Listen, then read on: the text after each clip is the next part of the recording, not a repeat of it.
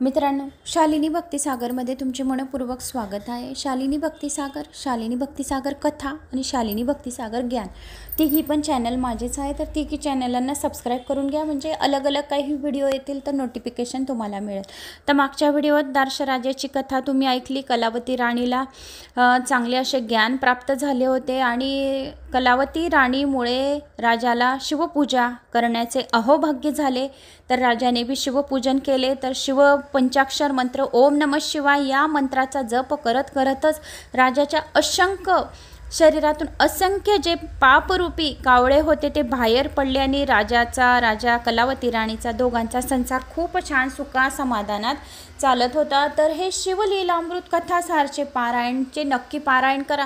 या पारायणाने तुमची जी इच्छा असेल, मुलं ऐकत नाही, तापट असतील, हट्टी असेल, नवरा ऐकत नाही, काही घरात वाद विवाद आणि काही कमेंट्स पण आल्या होत्या।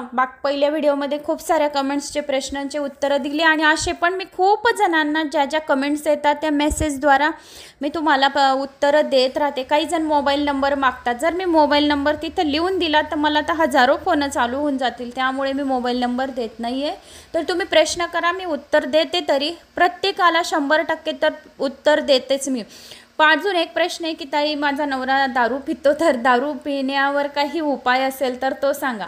तर आता दारू पिण्यावर काय उपाय असेल तर हे शिवलीला अमृताचा जो तुम्ही श्रवण कथा करत आहे, तर त्या कथा करताना तुम्ही एक पाण्याची बाटली जवळ ठेवा, 2 अगरबत्त्या लावा आणि त्या 2 अगरबत्त्यांमधली रक्षा म्हणजे राख, तर ती जी राख राहते ना, भस्म म्हणतात त्याला, तर ते भस्म तुम्ही त्या पाण्याच्या बाटलीत टाका, प्रत्येकाला द्या। त्यात काही जादू टोना टोटका काही नाही आहे, पण त्यात काय आहे, शिवाचा श्रद्धा, विश्वास आणि आशीर्वाद आहे। त्यात तुमच्या मनाच्या काय फिलिंग्स आहेत त्या पाण्याच्या बाटलीत आहेत। तुम्ही कोणत्या हेतूने हे अध्याय ऐकत आहोत, कोणत्या हेतूने, कोणत्या इच्छा पूर्ण होण्यासाठी तुमच्या आत्म्यामध्ये जो शिव बसलेला आहे, तुमच्या परमात्म्यामध्ये जो शिव बसलेला आहे, तर ते सहजासहजी आत्म्यामध्ये परमात्मा बसलेला राहतो। तर तुम्हाला कोणत्या गोष्टीसाठी काय पाहिजे आहे, तर हे कथा श्रवण केल्यानंतर तुम्ही जे पाणी घुट घुट पिणार, त्या पाण्याने तुमच्या शरीरामध्ये पाणी प्रविष्ट होणार, तर तुमच्या शरीरात संपूर्ण स्वभावात बदल दिसेल। घरात भांडणं होत असतील तर ते भांडणं दूर होतील, घरात बरकती नसेल तर घरात बरकती येईल। आणि जे व्यक्ती दारू पिता आहेत, ज्यांचे मेसेज आलेले आहेत की त्याच्यावर काय उपाय आहेत, तर त्यांना पण हे पाणी प्यायला द्या। त्यांना असं नका सांगू की मी हे शिवलीला अमृत कथाचं पाणी देते आहे तुमची दारू सुटणार आहे। तुम्ही डायरेक्ट जर मनुष्य काही हट्टी असतात, काही चिडचिड करत असतील, दारू पिण्यामध्ये बडबड करतात, भांडणं करतात, त्यांना काहीच बोलू नका। तुम्हीच तुमचा स्वभाव बदलावा। ज्यावेळेस जेवणाचं ताट वाढणार, पाण्याचा ग्लास भरून देणार, तर त्याच पाण्यातल्या बाटली तुम्ही जी ठेवली आहे, पाण्याची बाटली जवळ, त्यातलं पाण्याचा ग्लास फक्त तुम्हाला त्या जेवण करण्याच्या वेळेस तो पाण्याचा ग्लास तुम्हाला भरून ठेवायचा आहे, काहीच बोलायचं नाही आहे। शिव बरोबर सर्व करून देतील आणि तुमच्या इच्छा पूर्ण करून देतील, एवढा विश्वास ठेवा। नक्की 4 महिने 6 महिने जर तुमची अटूट विश्वास आणि श्रद्धा असेल तर 7 दिवसातच फरक पडेल। किती दिवसात? एवढा या शक्ती आहे या पारायणांमध्ये। प्रत्येकाची इच्छा घेऊन तुम्ही बसा, एक तेलाचा दिवा, तुपाचा दिवा, 2 अगरबत्त्यांची रक्षा जवळ करा। यांची पारायणाची पहिल्या व्हिडिओमध्ये मी विसरून गेले की 2 अगरबत्ती 5 अगरबत्ती लावणार, तर डिशमध्ये लावा आणि ती जे रक्षा राख पडेल ती एका डब्बीत जमा करा। मुलं अभ्यासला भस्म, तर मुलं अभ्यासला जातील, परीक्षा, पेपर, इंटरव्ह्यू, लग्नाच्या काही कार्य आहे तेव्हा ती भस्म तुम्ही कपाळी लावा। त्रिपुंडी भस्म, ज्यांनी देवी पुराणमध्ये त्रिपुंडी भस्मची कथा ऐकली असेल त्यांना माहिती असेल। आणि अंघोळीच्या पाण्याचे स्नानचे पण केवढे महत्त्व देवी पुराणमध्ये सांगितले। मी माझ्या मनातून एक गोष्ट पण सांगत नाही आहे, फक्त माझा विश्वास आणि श्रद्धा आहे, त्यामुळे मी तुम्हाला या कथा सांगत आहे। आणि तुम्ही पण तुमच्या हे जे काही गोष्टी आहेत, तुमच्या ज्या काही इच्छा पूर्ण नाही होत आहे, या कोणी तुमच्या मनाला सांत्वना देण्यासाठी नाही, तर हे ऐकून तुम्हाला तुमच्या मनाला शांती लागेल, झोप चांगली येईल। आणि त्या पाण्यामध्ये भस्म स्नान ज्या वेळेस जो व्यक्ती करत आहे त्यावेळेस प्रत्येकाच्या जी डबीत तुम्ही रक्षा जमा करणार त्या अंघोळीच्या पाण्यात घाला, म्हणजे तो व्यक्तीची निगेटिव्ह ऊर्जा बी बाहेर पडतील आणि जे व्यक्ती दारू पित आहेत त्यांच्या अंघोळीत तर नक्कीच टाका. सांगू नका की त्याच्यासाठी टाकलेली आहे, तरी पण त्यांच्या स्वभावात बदल होईल आणि त्यांची दारू सोडण्यास मदत होईल. तुम्ही टेन्शन घेऊ नका. हे पाणी प्यायला द्या त्यांना. तुम्ही बी प्या. घरात शिंपडा. घरात पण वादविवाद. काही जणांच्या कमेंट्स आल्या की ताई घरात खूप भांडणं चालू आहे, खूप वादविवाद होत आहे, तर हे वादविवाद दूर हो. तर वादविवादांना कारण हे असतात की समोरचा व्यक्ती काही बोलतो आहे तर आपण प्रतिउत्तर करत आहे. जास्त आपण प्रतिउत्तर नाही केलं तर समोरचा व्यक्ती शांतच बसेल. तर त्यापेक्षा आपल्यालाच बदल करायचा आहे स्वभावामध्ये. तर आपण स्वतः बदलत जगाला बदलवायला जाणार तर जग बदलणार नाही, स्वतःलाच बदलावं लागेल. तर तुम्ही त्यांनासुद्धा हे पाणी प्यायला द्या. त्यांच्या बी स्वभावात खूप फरक पडेल. तर आज आपण येणार आहोत दुसऱ्या अध्यायावर. व्याधहरणाची कथा खूप खूप छान आहे. ही कथा जो पण ऐकेल त्याचे 7 जन्माचे दुःख दारिद्र्य संपूर्ण दूरच होईल. याने होईल 100% गॅरंटी.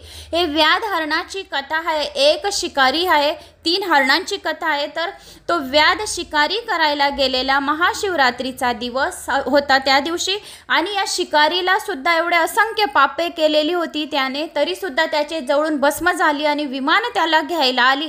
आणि 3 हरणी होत्या. त्या तिघी हरणींनी संपूर्ण पुराण शास्त्र शिवपुराणाच्या गोष्टी संपूर्ण या कथामध्ये सांगितल्या आहे. कोणी? हरणींनी.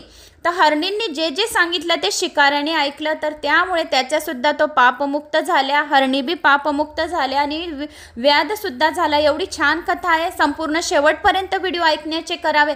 जे पण माझा हा व्हिडिओ राहतो तो शेवटपर्यंत ऐकण्याचे करावे, कारण त्याच्यात काही ना काही तुमच्या मनाला शांती देण्यासाठी 2 शब्द तरी तिथं मिळतील तुम्हाला आणि तुमच्या मनाला सुकून वाटेल कथा ऐकून.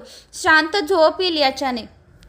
आपण पण ती रक्षा लावायची. स्त्रिया काय करतात? माणसाला मुलांसाठीच करत राहतात आणि आपण स्वतःसाठी काही करत नाही. तर बायकांनी बी आपण पण आपल्या स्वतःसाठी ते पाणी प्या आणि ती रक्षा लावा. म्हणजे आपल्याला बी जो अशक्तपणा वाटत असेल, डोकेदुखी, कंबरपणा, जडपणा, काही पण स्त्रियांना बी खूप त्रास होतात, पण स्त्रिया घराला संसाराला लावण्यासाठी ते त्यांच्या तब्येतीकडे लक्ष ठेवत नाही. तर बायकांनी बी लावा. आपल्या स्वतःची पण काळजी घ्या.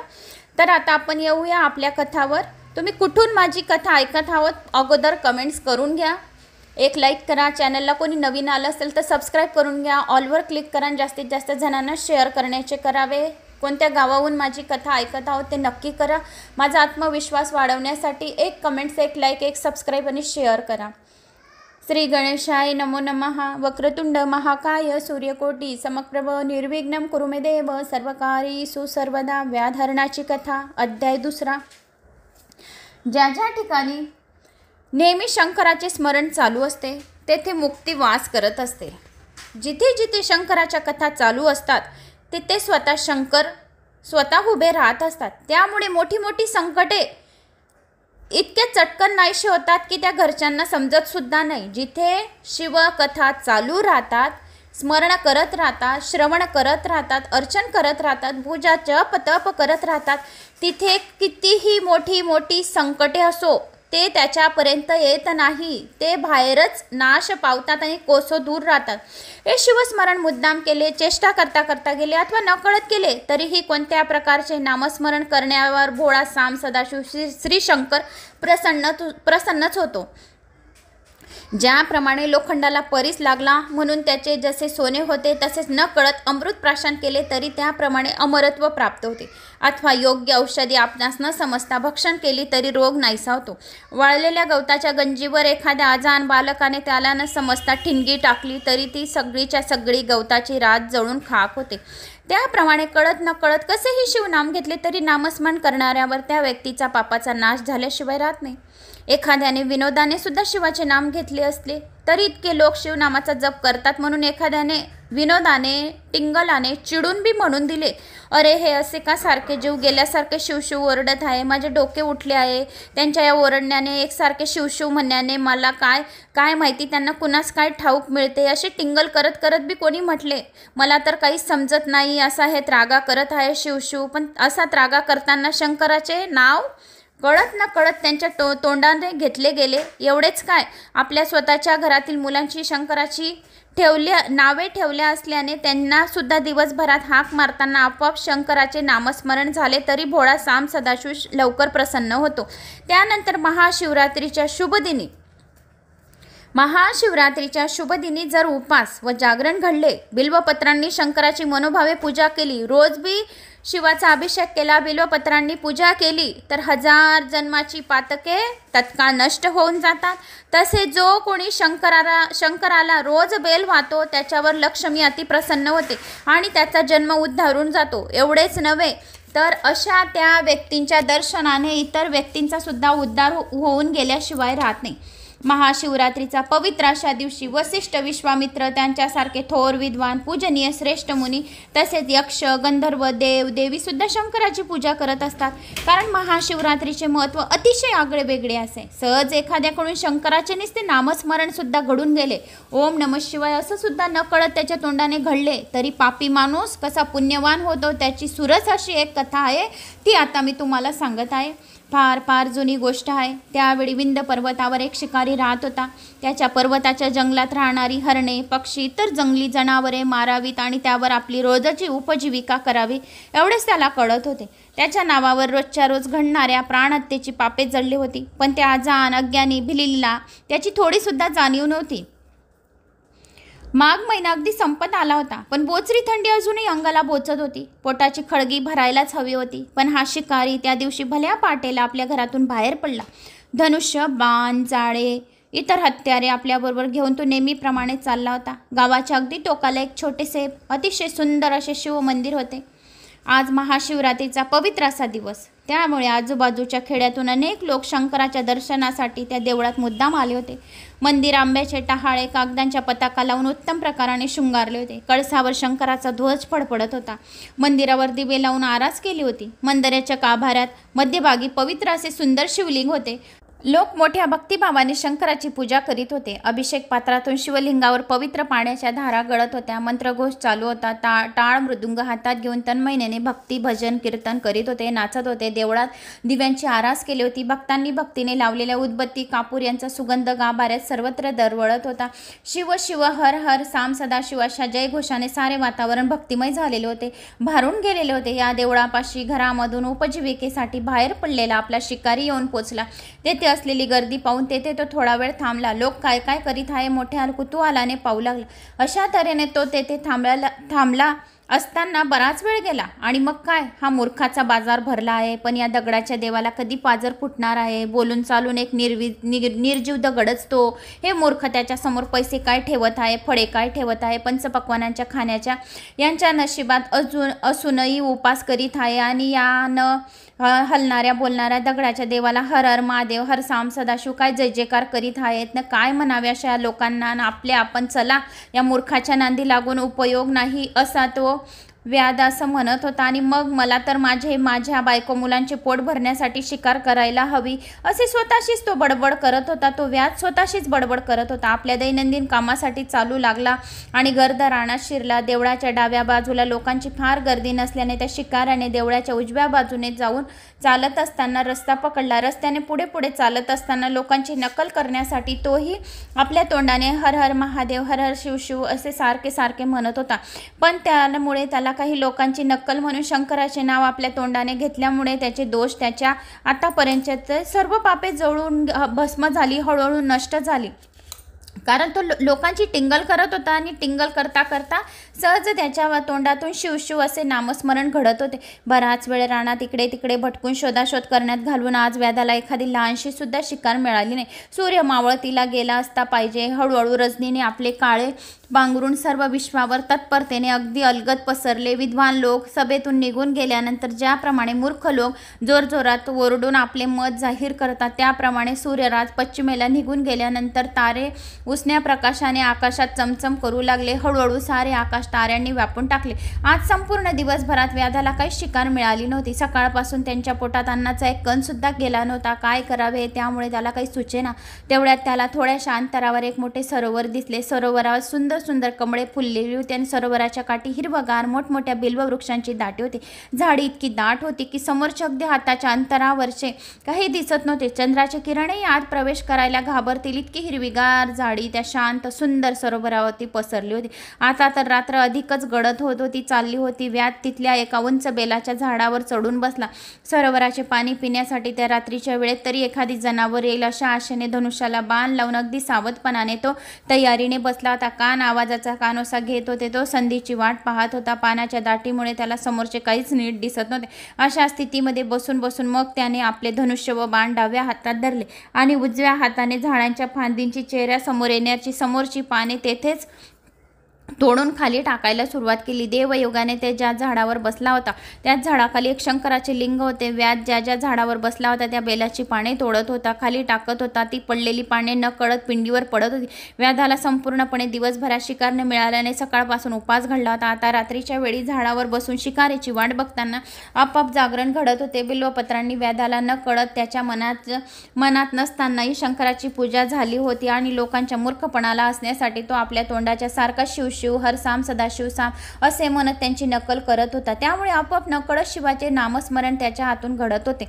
रात्रीचा एक पहार उलटला गेला आणि बेलाच्या झाडावर बसलेल्या व्याधाला जनावरांची चाहूल लागली.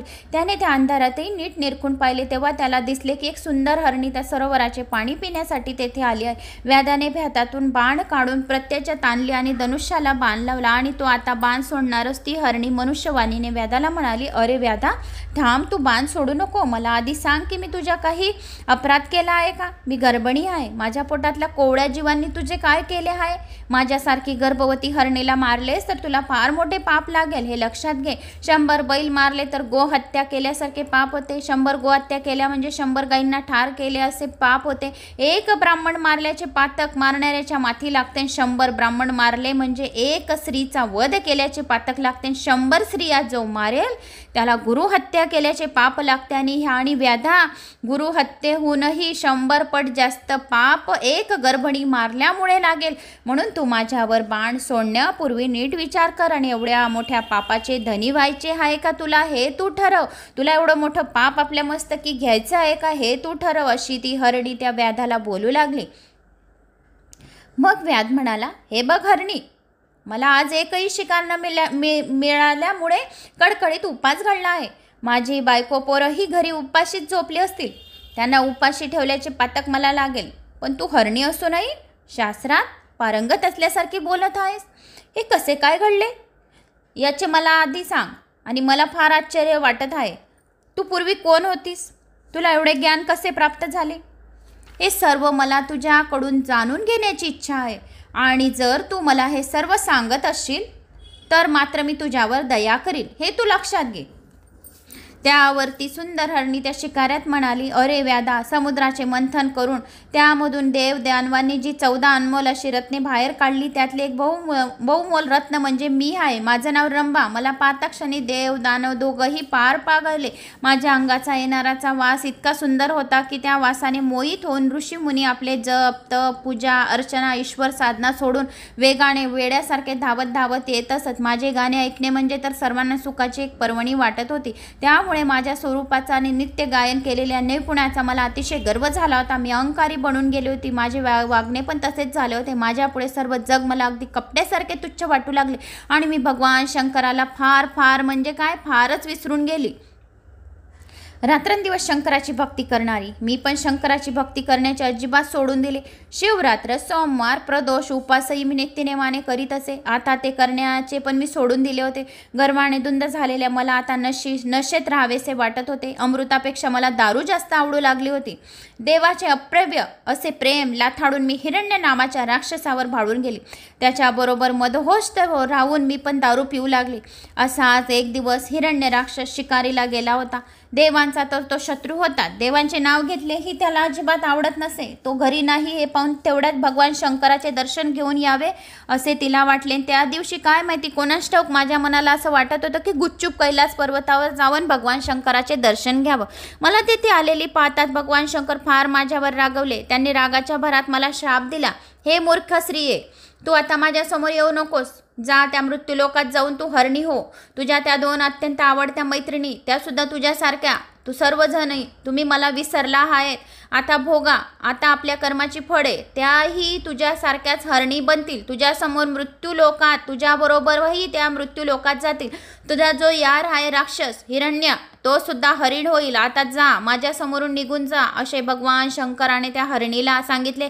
आणि पृथ्वी तलावावर मृत्यू लोकात जाऊन आनंदाने तुमचा सुखाचा संसार करा असा सांगितले. मी पश्चातापाने आणि दुःखाने रडत रडत शंकराचे पाय धरले. तेथे मी पुन्हा पुन्हा शंकराची स्तुती स्तोत्रे गायली आणि मला शाप द्या म्हणजे आशीर्वाद द्या अशी विनंती केली. तेव्हा भगवान शंकरांनी सांगितले, मला मनातून खरा पश्चाताप झालेला पण भोळ्या सांब सदाशिवाला, भोळ्या शंकरालाचा थोडासा राग कमी झाला. आणि मग मला शंकर म्हणाले, 12 वर्ष मी दिलेला शाप तुम्हाला भोगावाच लागेल. 12 वर्षानंतर तुम्ही शापमुक्त होऊन पुन्हा कैलास पर्वतावर याल, जा आता. आणि अशा रीतीने शंकराच्या शापाप्रमाणे आम्ही पृथ्वीवर मृगयोनी जन्म घेतला आहे. अरे व्याधा, मी गर्भिणी आहे, माझे दिवस पूर्ण भरले आहे, मला आता प्रसव वेदना सुरू होणार आहे, तेव्हा तू थोडा वेळ थांब, माझ्या घरी जाण्याची परवानगी दे. मी प्रस्तुत झाली, माझ्या बाळाला त्याच्या वडिलांच्या स्वाधीन करेन, लगेच तिथे येईल आणि लगेच तुझ्याकडे परत येते आणि मग तू तुझ्या धर्माप्रमाणे उपजीविकेसाठी मला जरूर मार. हातातले धनुष्यबाण खाली धरून व्याध म्हणाला, अगे मृगिणे, तू बोलतेस तर फार गोड ग, पण तुझ्या बोलण्यावर मी विश्वास कसा काय ठेवू? आपला प्राण तर प्रत्येकाला प्रिय असतो. तू येथून एकदा का जीवित गेलीस तर काय थोडी येणारे माझ्याजवळ मरायला, तेव्हा मला तुझ्यावर विश्वास ठेवता यावा यासाठी तू काहीतरी शपथ घे आधी. त्याबरोबर ती हरणी पुढे म्हणाली, तर मग व्याधा ऐक, मी शपथ घेते. ब्राह्मण कुळात जन्म मिळून सुद्धा जो वेदांचा थोडा सुद्धा अभ्यास करत नाही, रोजच्या रोज मनापासून स्नान सध्या करीत नाही, आपल्याजवळ असलेली विद्या दुसऱ्यांना देताना जो पैसे घेतो, त्याचप्रमाणे ज्याला भजन पूजन अजिबात आवडत नाही, अशा गोष्टींमुळे त्याला लागणारे पाप माझ्या शिरावर लागेल. दान देण्यासाठी जर कोणी तयार झाला तर तो त्याचे कोणी विघ्न आणतो. जो दान देतो आहे मध्येच कोणी थांबवलं, एवढं दान काबं देतं हे, दाराशी कोणी आलं थांबवलं की कोणी घरात बोललं तर जो विघ्न आणतो, आपल्या गुरुची निंदा करतो, तसेच शंकर विष्णू यांची निंदा नासलती करतो. ब्राह्मणांना एखादे दान देऊन तो पुन्हा त्याच्याकडे हिसकावून घेतो. विद्वान, सत्वशील, सदाचारी अशा ऋषींची निंदा करतो. आपल्या स्वतःचा धर्म सोडतो, दुसऱ्यांमध्ये भांडणं लावतो. त्यामुळे जी पातके लागतील ती सर्व पातके माझ्या डोक्यावर चढतील. तेवढ्यात देवळामध्ये पुराण कथा कीर्तन चालू असताना जो कोणी पानाचा विडा खातात त्यांच्या अंगावर कोड फुटते. देवळामध्ये जो कोणी मंदिरात जातो, पुराण कथा ऐकत असताना पानाचा विडा तोंडात जर घातला तर त्याच्या अंगावर कोड फुटते. जे कोणी देवळात रतिसुखात रमतात किंवा पती पत्नी मुद्दाम भांडणे लावून देतात ते पुढील जन्मी नपुसकी जन्मामध्ये असतात. दुसऱ्यांच्या वर्मावर जे मुद्दाम आघात करत असतात ते कावळे होतात. आपल्याला येत असून जो गुरु शिष्याला आपल्या जवळची विद्या देत नाही तो पिंगळा होतो. दुसऱ्याच्या गायी चोरून आणतात तो अतिशय अल्पायुष्य होतो. तो जो राजा आपल्या प्रजेला उगाच छळतो तो पुढील जन्मी वाघ साप होतो. एखाद्याने एखाद्या साधूचा छळ केला तर असा छळ करणाऱ्याचा निर्वंश होतो. घरात धान्य भरपूर असूनही आपल्या पतीला जी चांगल्या स्वयंपाक करून जी पत्नी खाऊ घालत नाही, व्रतवैकल्याच्या मोठा थाटामाठात पतीला अजिबात विचारत सुद्धा नाही, अशा स्त्रीला मृत्यूनंतर वटवाघूळचा जन्म मिळतो. असा नवरा दिसायला मनासारखा, आपला नवरा दिसायला मनासारखा अजिबात चांगला नाही, म्हणून ज्या स्त्रिया आपल्या नवऱ्याला सोडून दुसऱ्यांबरोबर राहतात त्या जन्मता बालविधवा होतात. एवढंच नाही तर व्यभिचार करतात आणि आपल्या आयुष्यात शेवटी वेश्या बनतात. ज्या स्त्रिया आपल्या नवऱ्याची नेहमी निर्बत्सना टिंगल करतात त्या पुढील जन्मात दासी बनतात. जे सेवक आपल्या धान्याचा विश्वासघात करतात त्यांना कुत्र्याचा जन्म प्राप्त होतो. नोकरांपासून रोजच्या रोज भरपूर काम करून घेतात, तो धनी त्याला ठरलेला पगार देत नाही, तो पुढील जन्मी भिकारी होऊन भीक मागतो, दारोदार हिंडू लागतो. पती पत्नीच्या सुखात चाललेला एकांत जो चोरून बघतो, जो पती पत्नींचा एकांत चोरून बघतो त्याची स्वतःची बायको पडून जाते आणि शेवटी तो अन्नाला माग होतो. जो दुसऱ्यावर करणी करतात ते भूतपिशाच बनतात. जी स्त्री मासिक धर्माचा विटाळ घरात कालवते तिचे पूर्वज नरकात पडतात. तिच्या घरी देव किंवा पितर कधीही पाय ठेवत नाही. देवाच्या देवळालयात दिव्याचे जे तेल असते ते चोरून नेतात, त्यांना जन्मता कधी मुलगा होत नाही. घरामध्ये स्वयंपाक करताना ज्या स्त्रिया नेहमी चोरून खातात त्या पुढील जन्मात मांजरी बनतात. आपल्या घरी आलेल्या अतिथीला शिळे पाके खायला घालून आपण स्वतः पंचपक्वानांचे जेवण करणाऱ्यांना स्त्रियांच्या पोटातले गर्भ आपोआप गळून पडतात. जी मुले आपल्या आई वडिलांना म्हातारपणी छळतात त्यांना मृत्यूनंतर माकडाचा जन्म मिळतो. आपल्या सासू सासऱ्यांना ज्या सुना उगाच त्रास देतात त्यांची मुले जगत नाही, ते मृत्यू पावतात. तरी ह्या व्याधा मी जर घरी जाऊन येते येते परत आले नाही तर वरील सर्व जे जे मी सांगितलं ते सर्व पाप मला लागेल अशी मी शपथ घेते. आता मला जाण्याची तू परवानगी दे. तेव्हा व्याध हरणीस म्हणाला, हे पतिव्रते, तू आता तर घरी जा आणि रात्र संपायच्या आत परत ये. व्याधा, तू खरोखर पुण्यवान आहेस, तुला तो कैलासनाथ शंकर प्रसन्न होईल. मी घरी जाऊन परत येते. असे म्हणून हरणी तेथून निघाल. झाडीच्या फांदीवर बसल्या बसल्या वेळ जाण्यासाठी चाळा म्हणून आपल्या समोरची बिल्वदले उजव्या हाताने तोडून व्याध आता खाली टाकतच होता. 2 प्रहर रात्र झाली होती. व्याधाने केलेल्या पापांपैकी त्याच्या कृत्यांमुळे अर्धी प्रातके नष्ट झाली होती. हर हर साम सदाशिव, हर हर महादेव नावाची आता व्याधाला आवड उत्पन्न झाली होती आणि तो तोंडाने साम सदाशिव, हर हर महादेव असं म्हणत होता आणि समोर टक लावून बघत होता. जागरणांना सच्च घडतच होतं. महाशिवरात्रीचा दिवस होता तर जागरण अनायासेच म्हणजे सहजपणे घडत होतं. तेवढ्यात त्या अंधकुश अंधारात व्याधाला पुन्हा जनावराची चावल लागली. आता ही शिकार आपल्या साधायचीच आहे असे मनाने त्याने व्याधाने ठरवले. बाण लावला. खरंच ते आता दुसरी हरणी पाणी पिण्यासाठी सरोवरापाशी आली. शिकार करण्यास तयार टपून बसलेल्या व्याधाला पाहून भयभीत होऊन ती व्याधाला म्हणाली, जरा थांब, बाण सोडू नकोस. मरताना इच्छा अपुरी राहिली तर मुक्ती मिळत नाही असे म्हणतात. मी पती सहवासासाठी अतिशय कामातूर झालेली आहे आणि आता माझ्या मनात संचारलेल्या कामामुळे माझे शरीर व्याकुळ झालेले आहे. मला थोडा वेळ माझ्या घरी पतीकडे जाऊ दे आणि पती सुख घेऊ दे आणि पतीला भेटून मी लगेच परत येते.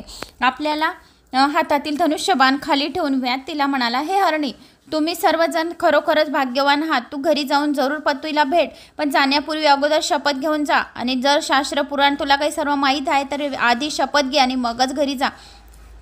व्याधा, विहिरी, तळे, सरोवरे, देवळाभोवतालची बाग इत्यादी पवित्र स्थळे जो नष्ट करतो त्याला लागणारे महापातक मी परत आली नाही तर मला लागेल. लढव्या क्षत्रिय असून जो युद्धाला भिवून पाठ दाखवून समरंगणातून पळून जातो, वेदशास्त्र यांची सतत निंदा करतो, महापुरुषांनी लोकहितास्त जे पवित्र ग्रंथ लिहिलेले असतं त्यांची निंदा नासलती करतो, संत, ऋषी, वक्ता यांचा जो नेहमी द्वेष करतो, भगवान शंकर आणि जगप्रतिपालक विष्णू यांची चरित्र खोटी आहेत असे म्हणतो, त्यांची पापे जर मी परत आली नाही तर तुझ्या समोर आली नाही तर सर्व माझ्या मस्तकावर चढतील. हे निषादा, आपला पुत्र आणि पुत्रवधू घरात उत्तम प्रकारे वागून आपले कर्तव्य उत्तम प्रकारे करीत असताना ते त्यांना सतत त्रास देतात, छळतात. ते पुढील जन्मी अतिशय कुरूप होतात.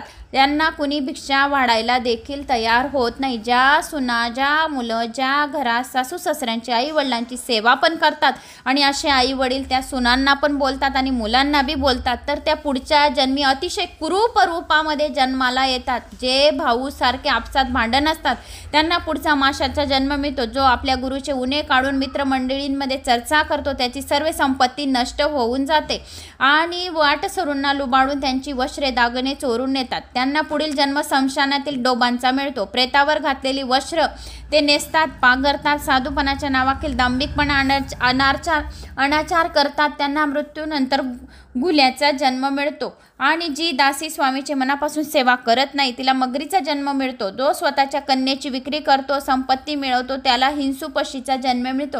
आपल्या पतीची मनापासून नित्यनेमाने सेवा करणाऱ्या पतिव्रतेला जो सारखा त्रास देतो तो जन्मजन्मी अनंत यातना सोसाव्या लागतात. जो ब्राह्मण असून सुद्धा दूध, ताक, रस विकील तो पुढील जन्मी दारुड्या बनतो. विद्वान अशा ब्राह्मणांना जो मुद्दाम अपमान करीत असतो तो नंतरच्या जन्मात ब्रह्मराक्षस होतो.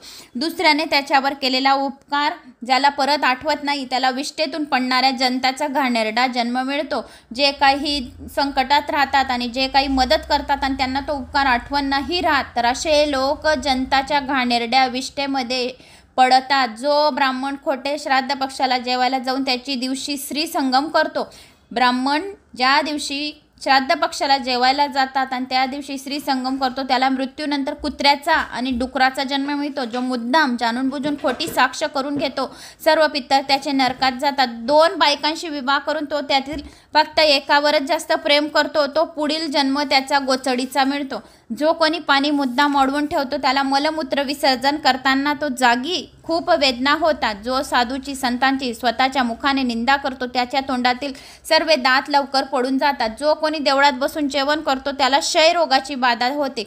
जो आपल्या राज्याच्या राजाची निंदा करतो त्याला भूक ताण लागत नाही, जेवण जात नाही. ग्रहणाच्या वेळेस ग्रहण काळात जो जेवण करतो त्याला पित्त रोग होतो. दुसऱ्याची लहान मुलं पळवून नेऊन दूर देशात विकतो त्याला महारोगाची रोगण लागण लागते. जी स्त्री मुद्दाम राहिलेला गर्भ पाडते ती पुढील जन्मी वंद्या होते, विधवा होते. जो पवित्र अशा देवालयाची मोडतोड करतो त्याचे हातपाय मोडतात. आपल्या पत्नीचा काही अपराध नसताना जो पती सारखा छळतो अर्धगवाद होतो. जो ब्राह्मणाच्या हातचे अन्न हिसकावून घेतो त्याचे वंश कधीही वाढत नाही. म्हणून जो निर्वंश होतो, गुरु संत आई वडील जो कारणशिव कारणपरत्व निंदा करतो त्याच्या बोलण्यात द्वेष उत्पन्न करतो तो तोत्रा बोलतो आणि बोलताना सदोसदी अडखळतो. जो ब्राह्मणाला अकारण मारहाण सर्व शरीरात भयंकर असे रोग उत्पन्न होतात. देवालयाला लावून जोपासलेली मोठे मोठे वृक्ष जो तोडून टाकतो त्या पायाने पांगळा होऊन जातो. संसारात जो एकटाच चैन करतो, रंगलपणे वागतो, दुसऱ्याची कोणत्याही गोष्टीसाठी पर्वा करत नाही, त्याच्या अंगाला अत्यंत दुर्गंधी असा भयंकर रोग होतो. ब्राह्मणांकडून घेतलेले कर्ज जो मुद्दाम फेडत नाही त्याचा बाप त्याच्या पुढील जन्मात त्याच्या अगदी लहानपणीच मरून जातो. जो कधीही कुणाला काही दान करत नाही तो पुढील जन्मी अन्नासाठी सर्वत्र वनवन फिरतो. जो स्वतःचा जन्म दिलेल्या मुलाचे द्वेष करतो तर तसेच एखाद्या दारिद्र्य माणसाचे ठरत असलेले लग्न मोडतो त्याच्या पत्नीला पुढील जन्मात मुलं बाळ होत नाही.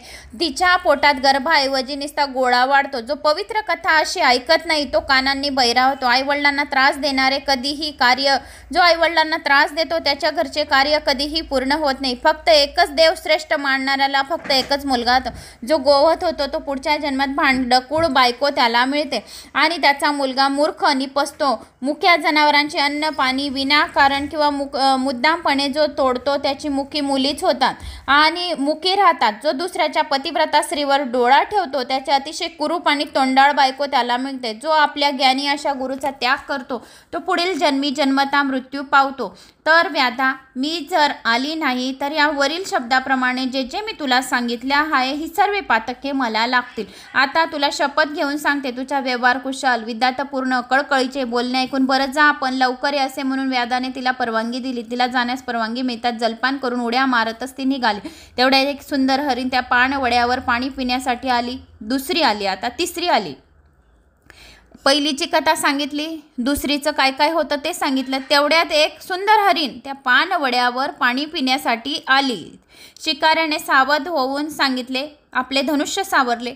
व्याधाने धनुष्याला बाण लावता शिकाऱ्याला हरिण म्हणाली, निषादा माझ्या दोन्ही स्त्रिया त्या अत्यंत पतिव्रता आहेत. त्यांना विचारून तू परत येते, तुझ्या समोर येतो आणि मी तशीच शपथ घेऊन जातो. रंगात येऊन एक रूपेने तल्लीन होऊन कीर्तन करणाऱ्या भक्ताच्या भक्तीत तो माहीत असूनही व्यत्यय आणतो त्याच्या वंशवेल कधी वाढत नाही.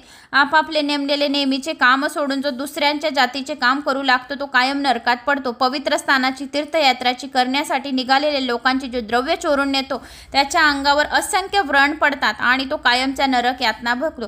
जो एकादशी शिवरात्री असे उपास जाणून बुजून करत नाही त्याचे हातपाय लवकर मोडून जातात. शंकराची कथा विष्णूची मूर्ती आपल्या हाताने फोडणारा तोडणारा भक्तांना काही ना काही त्रास देणारा शिवमहिमा कधी ना ऐकणारा नरकातला किडा बनतो. आपल्या आई वडिलांना त्रास देणारा पिशाच बनतो. आपल्या गुरुचा द्रोह करणारा भूत यवनीत जन्माला येतो आणि ब्राह्मणाचा हार केवढा पण मोठा आहे असे म्हणून असणाऱ्याला तोंडात किडे पडतात आणि रोग होतो. त्याला काही अन्न खाता येत नाही. घरची गाय विकणारा आपल्या कन्येचा विक्रय करणारा आणि पुढच्या जन्मात मांजर होतो. अशा रूपात आपली मुले भक्षण करणाऱ्या ब्राह्मणींकडे पोटाच्या मुलीकडे किंवा पतिव्रत्या परक्या स्त्रीकडे कामदृष्टीने पाहतो त्याला प्रमेय नामाचा असा रोग होतो.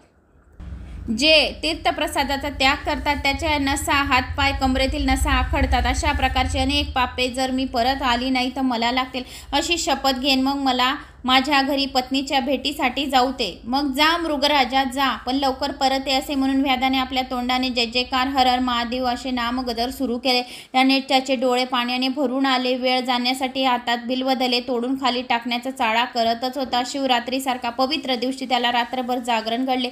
त्याला निरूपण ऐकायला मिळाले. 4 वेळा त्याच्याकडे शंकराचे पूजन झाले. त्यातील मागील 7 जन्माची पातकेही पूर्णपणे जळून भस्म झाली. पहाट झाली. झाडावरच्या घंट्यांमधून पक्षी किलबिल करू लागले. पूर्वेला तांबडे फुटले, साऱ्या विश्वावर लाल लाल कुंकवाचा सडा पडला आहे अशी लाली आकाशात सर्वत्र पसरली. तेवढ्यात आणखी एक हरणी त्या तळ्याच्या काठावर पाणी पिण्यासाठी आली आणि तिने मान वर करून झाडाकडे पाहताच तिला यमासारखा व्याध झाडावर बसलेला दिसला. त्याबरोबर ती त्याच्याकडे केविलवाणी बघत म्हणाली, व्याधा, मला तू मारू नकोस. माझी छोटी छोटी पाळशे घरी आहेत, ती भुकेली असतील, त्यांना अद्याप खाता येत नाही. नसल्याने माझे दूधच पितात. मी त्यांना खूप दूध पाजून लगेच घरी परत येते, तुझ्या समोर येते, मग तू मला मार. व्याधाला तिचे बोलणे ऐकून फार फार आनंद झाला, कारण आता ती काय बोलत आहे हे त्याला ऐकायची उत्सुकता लागली होती. हरणीला म्हणाला, तू जर घरी जा, पण शपथ घेऊन जा. मग ऐक व्याधा, जो कोणी गुरांना खावयास आणि चांगले आणि योग्य असलेले गवत उगीच जाळून टाकतो, त्याची उगीच जाळून टाकतो, गाईला ब्राह्मणाला पिण्यासाठी पाणी मिळू देत नाही, त्याला क्षयरोग होतो, जो ब्राह्मणाची घरे स्वस्त लुटतो, त्याला सगळेच्या सगळे पूर्वज त्याचे नरकात पडतात, आई मुलात पती पत्नीत जो भांडणे लावतो, देव ब्राह्मणासाठी जो मान देत नाही, त्याची स्वतःच्या तोंडाने स्वतः निंदा करतो, यमराज त्याचे हातपाय तोडतो, जो दुसऱ्याच्या किंवा स्वतःच्या घरची चोरी करतो, कुठे कोठे साधू संतांचा सत्कार झाला तर त्याला मनामधून फार वाईट वाटते, त्याचे डोळ्यांचे आजार होतात, खूप दृष्टी अधुबधी बनते, जे लोक चांगली चांगली पुस्तके चोरून नेतात त्यांचे मुलं मुके होतात, जे उत्तम त्या शिरत्नी चोरी करतात ते अंधत्व येते, जे फार गर्व करतात त्यांना रेड्याचा जन्म मिळतो, आणि जो स्वतःच्या आयुष्यात अतिशय कंजूषपणाने वागून खर्च न करता पैसा निस्ता साठवून ठेवतो, तो एक पैसाही खर्च करत नाही, त्याला अतोनात वाईट वाटते, महाभुजंग बनून दुसऱ्याच्या धनाचे निस्ते रक्षण करून बसत राहतो, अशा दाराशी असलेल्या भिक्षकाला तो मुळीच भिक्षा देत नाही, त्याच्यावर भगवान शंकर कोपतात आणि त्याच्या जमा झालेल्या सर्व संपत्तीचा नाश होतो. जेवायला ताटावर बसलेल्या ब्राह्मणांना जो हात धरून त्या जागेवरून बाहेर घालवतो, त्याच्यासारखे अधम या जगात दुसरं कोणी नाही. पारध्या, मी जर दिलेल्या शब्दाप्रमाणे परत आली नाही तर सर्व पातके मला लागतील. हरणीचे हे धर्माला अनुसरण केलेले भाषण ऐकून गैरलेला व्याध मृदू स्वरात तिला म्हणाला, हे माते, जा, तू माझ्या घरी जाऊन तुझ्या मुलांना दूध पाजून त्यांना तृप्त करून मग परत ये. त्याबरोबर तळ्यातील पाणी पिऊन उड्या मारत मारत हरणी आपल्या बाळांकडे निघून गेली. थोडा वेळ गेला, पाहिली हरणी आपल्या घरी जाऊन प्रसूत झाली होती. दुसऱ्या हरणीने आपल्या घरी जाऊन पती सहवास लुटला होता, आपल्या रतिकिडेने पतीला संतुष्ट केले होते. तिसऱ्या हरणीने आपल्या घरी जाऊन आपल्या छोट्या छोट्या बालकांना दूध पाजून त्यांची भूक भागवली होती. मृगराजाने मग घरातील सर्वांचा निरोप घेतला आणि तो आपल्या तिन्ही स्त्रियांना म्हणाला, आता चला लवकर, आपण व्याधाला परत येण्याचा शब्द दिलाय, आम्ही पण तुमच्या बरोबर तिकडे येणार. अशी छोटी पाडसेही हरणास म्हणाले आणि मग ते सर्वजण धावत व्याध झाडावर बसलेल्या त्या सरोवरापाशी आला. मृगराजा म्हणाला, व्याधा, तुला दिलेल्या शब्दाप्रमाणे आम्ही तुझ्या स्वाधीन होण्यासाठी आलो आहोत, आता तू आमची खुशाल शिकार कर, पण सर्वांच्या आधी मला बाण मार, माझा प्राण घे. मृगराजाला धक्का देऊ नको. त्यात येणारी हरणी म्हणाली, व्याधा, मृग हा आमचा तिघांचा पती आहे, म्हणून आधी आमचा प्राण घे, तिघांचा प्राण घे. पतीच्या आधी मरण येणे हे भाग्याची गोष्ट असते, आपले धर्मशास्त्र सांगत आहे. व्याधा, आई वडिलांच्या मागे राहून आम्ही छोटी छोटी मुलं काय करणार, त्यापेक्षा तू आधी आम्हाला मार. आणि ते छोटी छोटी मुलं पण त्या व्याधाला बोलत होती. आई वडिलांना मागे सारून पुढे छोटे छोटे पाडस बारीक कोवळ्या आवाजात उद्गारले आणि अशा तऱ्हेने मरण्यासाठी त्याच्यात चाललेली चढाचढ पाहून व्याधाचे हृदय भरून आले. त्याच्या डोळ्यातून अश्रुधारा वाहू लागल्या. व्याध त्या बेलाच्या झाडावरून खाली उतरला आणि हरणाच्या पाया पडू लागला. मृगकुलांनो, मी तुमच्या दर्शनाने आज धन्य झालो. तुमच्या सर्वांच्या तोंडून वेदांत ऐकून माझी सर्व पातके पार जोडून भस्म झाले, विशुद्ध झालं, पावन झालं हो. माझे माता पिता गुरु सर्व काही आता तुम्हीच. आता संसार, बायको, मुले सर्व आळावरचे पाणी हे मला चांगले कळले आहे. सारी माया खोटी आहे, निरीच्छ झाले. भगवान शंकराचे पवित्र चरण मी कधी पाहिन, आता मला असे झाले. असे व्याध असे बोलत आहे. तोच आकाशातून दिव्य विमान खाली उतरले. विमानात शिवगण बसले होते, त्यांची तेजस्वी कांती झळकत होती. वाघाची कातळी आणि सर्वांच्या अंगावर शोभत होती. चारी दिशा त्यांचे चकचकणारे तेज मावत नव्हते आणि बरोबरीने आलेले सर्व किन्नर अनेक वाद्य वाजवत होते. यक्ष आपल्या हातात कर्णमधुर गोड आवाजात गाणी म्हणत होते. स्वर्गातले ते देव आकाशात जमा होऊन सर्वांना पुष्पवृष्टी करीत होते. हरणांचे सारे कुटुंब सर्व पुष्पवर्ष आनंदाने न्याहात होते. हळूहळू तेथील सर्व हरणांना आपले यापूर्वी मूळ स्वरूप प्राप्त झाले. व्याधांना त्यांना सर्वांनी साष्टांग नमस्कार घातला. मुखाने जय जयकार, शिव शिव, हर हर, साम सदाशिव असा जयघोष सुरू केला. परिसाचा स्पर्श होता. ज्याप्रमाणे लोखंडाचे सोने होते त्याप्रमाणे व्याधाचा उद्धार झाला. त्याला लगेच शिवगणांसह दिव्य रूप सुद्धा त्याला प्राप्त झाले. सर्वांच्या सर्व शिवगणांनी मोठ्या आनंदाने आदराने व्याधाला आता विमानात बसवले. रंभा सुद्धा आपल्या परिवारासह त्या देवांच्या दिव्य अशा विमानात बसली. सर्वजण वेदांची स्तुती करू लागले. वेदाला शंकराची पवित्र चरणापाशी जागा मिळाली, अक्षय स्थान मिळाले. आजही आकाशात आपल्याला ज्या 3 हरणी, 1 हरिण असे चार हरणे आणि वेदाची 1 चांदणी आपल्या तेजाने तळपणा आज सुद्धा दिसतात. अशी ही वेदाची कथा सर्वांनी नेहमी मनापासून ऐकावी. महाशिवरात्रीचे व्रत खरोखर फार मोठे आहे. ऐकणाऱ्यांची सर्व पापे ताबडतोब जळून भस्म होतात. कैलासनाथ शंकराचे पवित्र चरणाभोवती त्याला जागा भेटते. कैलासनाथला एक फेरी केल्याचे पुण्य म्हणजे हा अध्याय ऐकला म्हणजे त्याला मिळते. कैलासनाथ शंकराच्या पवित्र चरणाभोवती भुंग्यांप्रमाणे एकसारखी रुंजी घालून शिवनामाचा अवर्णीय सुगंध कवी श्रीधर यास प्राप्त झाला. अशी ही स्कंद पुराणातील कथा सज्जन लोकांनी नेहमी ऐकावी म्हणजे त्याचे अतिशय उत्तम प्रकारचे फळ त्यांना मिळाल्याशिवाय राहणार नाही. तर मित्रांनो, इथे आपली ही दुसरी कथा, दुसरा अध्याय संपलेला आहे. तर मला अशी आशा आहे की तुम्हाला माझा हा व्हिडिओ आवडला असेल. आवडला तर एक लाईक, चॅनलला सबस्क्राईब करा. कुठून तुम्ही कोणत्या गावाहून माझी कथा ऐकत आहोत तर गावाचं नाव कमेंट्समध्ये नक्की करा. जास्तीत जास्त जणांना, आपल्या मित्रपरिवारांजणांना, नातेवाईकांना शेअर करा.